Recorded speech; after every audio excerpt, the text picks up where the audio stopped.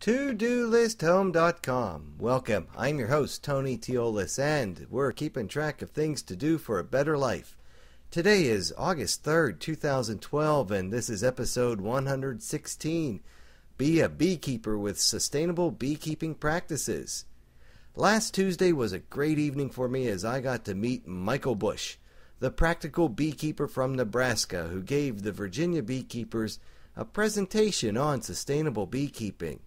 I've been following Michael's advice for the past 6 months, and it has been very worthwhile. Michael hosts a wonderful website for sustainable beekeeping, and I link to it in today's show notes at ToDoListHome.com.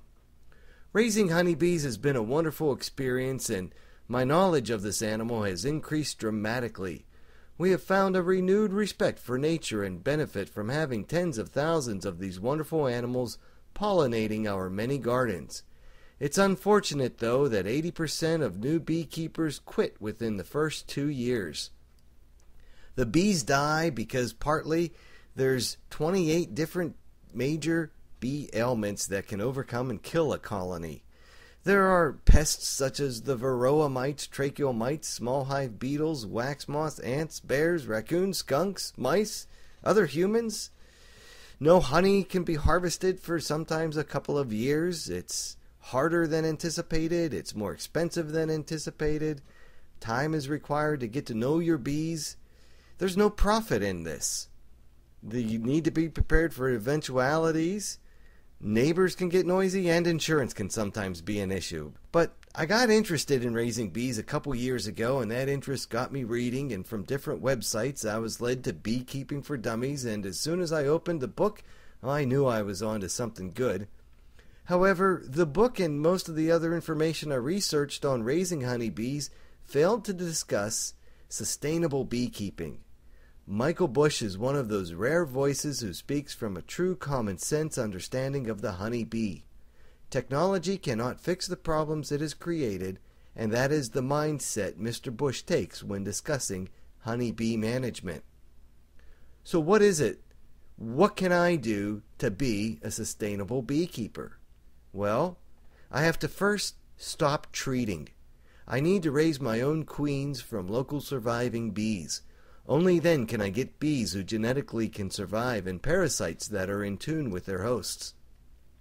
As long as I will get weaker bees who can only survive if I provide them treatment, and stronger parasites who can only survive if they breed fast enough to keep up with my treatments. No stable relationship can develop until I stop treating. I have to ensure only clean wax is used. The bees need clean wax. Using foundation made from recycled, contaminated wax will not get that for me.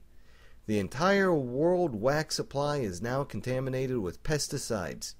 Natural comb produced by the bees themselves will provide clean wax. This is accomplished with the use of foundationless frames. I have to get the bees back to natural cell size. Foundationless frames also allow for the construction of natural cell size. The bees make cells the size that their DNA tells them to make, not what the bee suppliers tell them. Doing this will also control pests in a natural way. Because of artificially large foundation cell size, bees today are 150% larger than normally found in nature.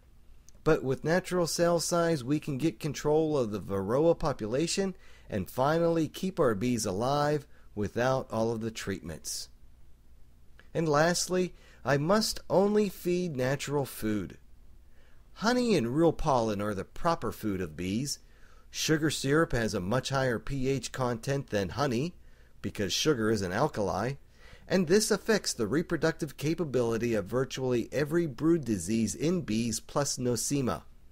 The brood diseases all reproduce more at the pH of sugar, which is about 6.0, than at the pH of honey, which is about 4.5. And this is not to mention that honey and real pollen are more nutritious than pollen substitute and sugar syrup. Artificial pollen substitute makes for short-lived, unhealthy bees. So those are the things that I'm going to try to introduce and help to manage with my bees over time and slowly without too much of a shock.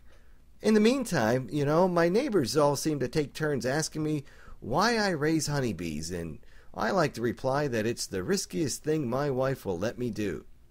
But actually, I am fascinated by the life of a honeybee colony and how hard and constant the honeybees work to produce more bees and honey. That's it for today. Now go and produce something useful.